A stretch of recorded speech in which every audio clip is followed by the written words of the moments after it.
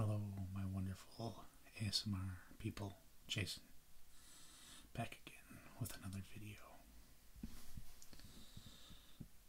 Today, it's going to be a bit of a ramble with a show and tell. As you may have gathered from the thumbnail.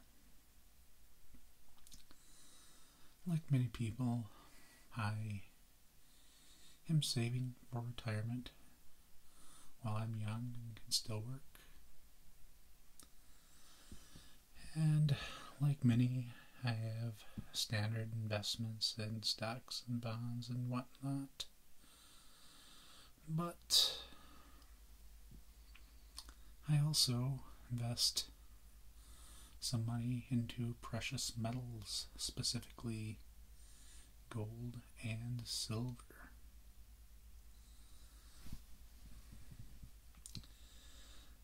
I originally started investing a little bit in gold and silver simply because I was so heavily invested in stocks. I wanted something that might increase in value if stocks and bonds go down. So having a small part of your portfolio in precious metals can be considered a wise move. Of course, like many are, I was a little concerned with the way governments seem to continuously run in a deficit, and many are printing more and more money. Makes me a little worried about inflation. Precious metals such as silver and gold are good hedges against inflation. And I do not like to have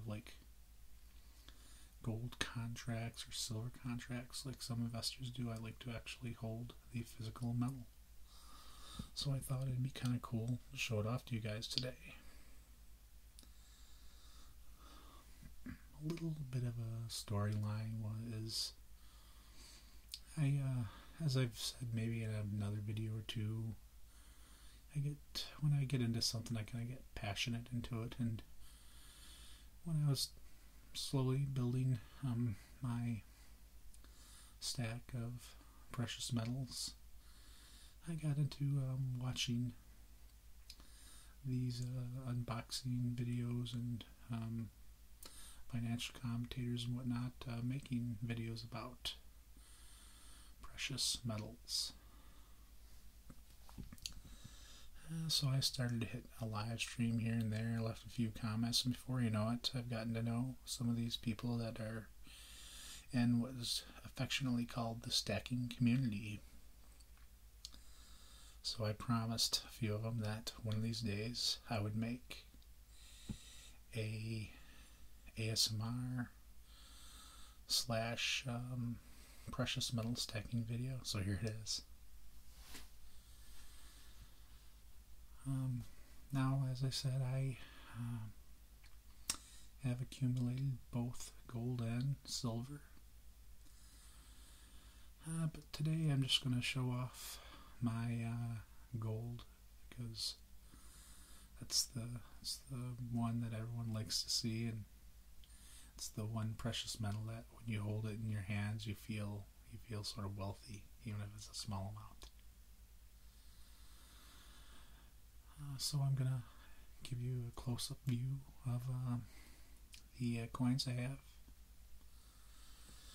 And you can appreciate their beauty and listen to my soft-spoken voice, whether you enjoy precious metals or not. Hopefully this will help you sleep or give you a few tingles. So the first gold coin we're going to look at is the 20 francs French rooster. Mine happens to be from 1913. The French rooster is 90% gold. It has roughly 0.186 ounces of gold. I enjoy this coin because you can buy it very cheap. There were a lot of them made, and you can get it near the spot price of gold. For those who don't understand, spot is essentially you're trading gold contracts. It's the price that you'd pay for the contract. Now people that buy contracts don't usually physically take possession of their gold or silver, and it comes in quite large bars, so the companies that mint coins, of course, have to pay that just to get the commodity, and they have to use a little bit of labor to mint the precious metal into a coin, and then they have to make a profit at it. So you pretty rarely are ever going to get a precious metal at spot price. But I always attempt to get anything, any of the metals I buy, as close to spot as possible. Now, a crafty person or two can use a few things like eBay bucks and cashback credit cards and buy something that's really close to spot to begin with, and after using that can get their gold sometimes slightly below spot, which is how I got this nice coin. I do like the older gold coins. There's something special about gold. It's for the most part, almost all the gold ever minted, or ever mined, I should say,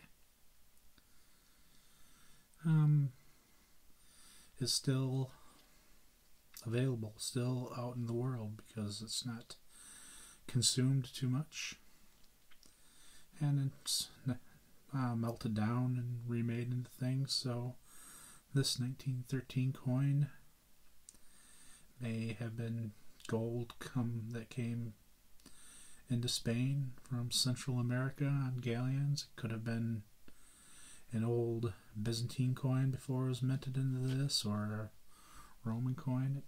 The story is it's unknown, and it's fascinating.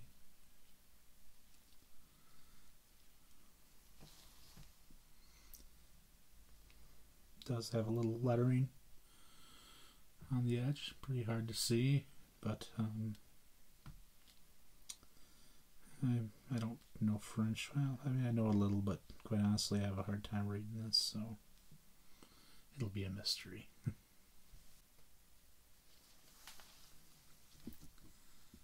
The next coin is a $5 Liberty Half Eagle. It's a 90% gold coin and has just under a quarter ounce of gold in it. This particular one's from 1882. It's my only piece of old American gold in my collection. Coin collectors call this pre-33 gold.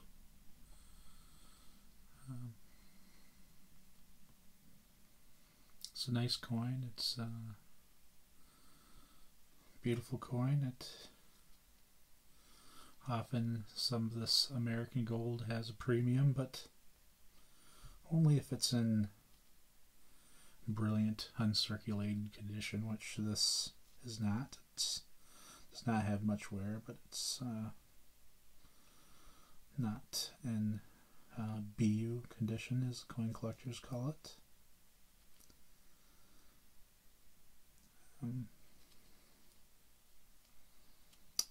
I wish you guys could feel some of these coins, although it's only a quarter of an ounce. When you feel gold, since it's such a dense metal, it feels like something this small shouldn't weigh quite as much as it does.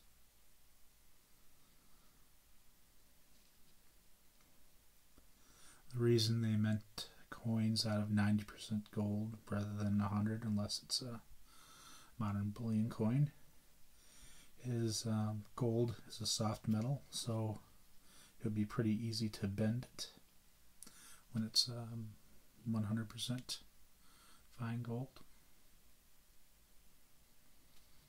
This bit of gold perhaps was mined by a miner in San Francisco during the 1840s. Who knows?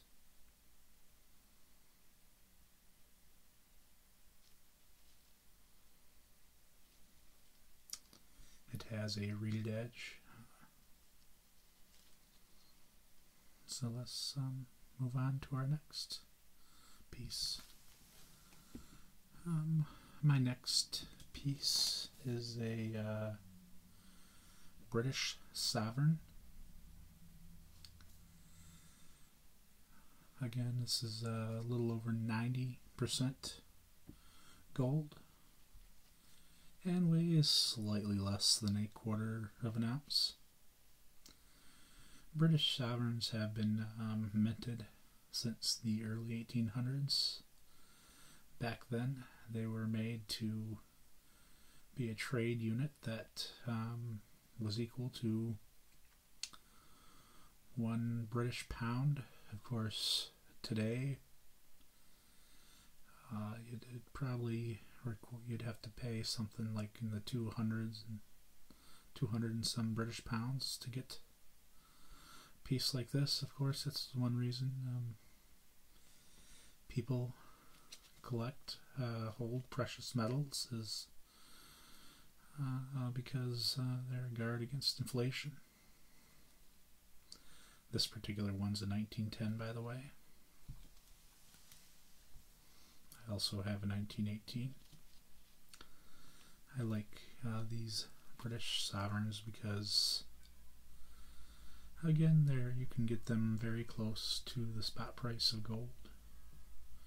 And I think a quarter of an ounce is kind of a good fractional size piece of gold.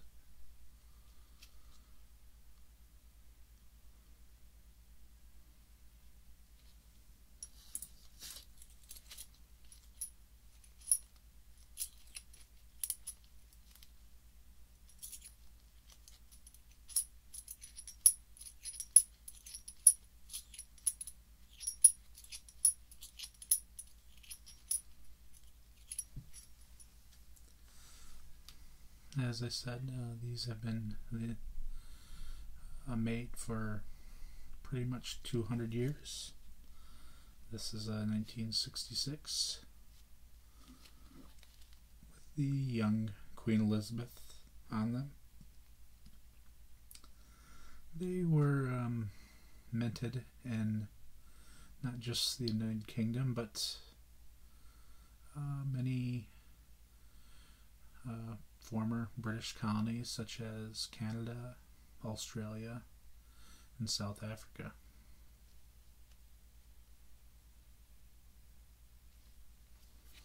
All of them have this same reverse with the soldier on the horse.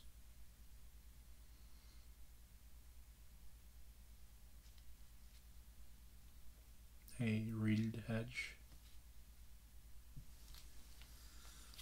They have remained the same size and weight, fairly unchanged in 200 years, and are still minted today.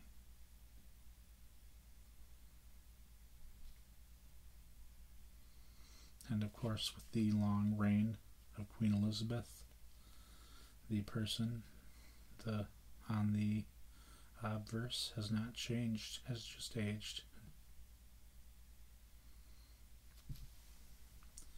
In 1984, the United States hosted the Summer Olympics, and they made a commemorative gold coin for the occasion. They minted quite a few of these commemorative coins, so one can get these very close to the spot price of gold. Each one of these weigh a little less than a half an ounce. Many people put their coins in these plastic containers to protect them from scratch and whatnot. Of course, in the case of gold, they really don't have to be airtight because gold does not tarnish. In fact, one sometimes may wonder why humans have chosen gold to be such a valuable commodity and money through most of history. And although I think some of it has to do with relative rarity and the beauty, I think one of the biggest reasons is the longevity. Gold does not tarnish, it does not react. Thousands of years in the future, even if mankind is gone, the gold that we mined and made into things will still remain the same, timeless, so to speak. My final piece, my largest piece, is a 1990 American Gold Eagle, 1 ounce of gold. An American Gold Eagle is 90% gold. They are beautiful coins.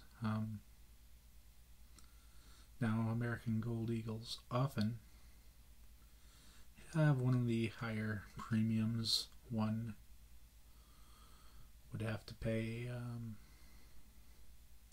to get the coin. However,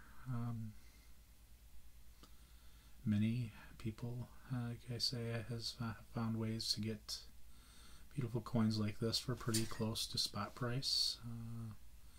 eBay bucks, cashback credit cards, and the like. And I paid just slightly over the spot price for this beautiful coin.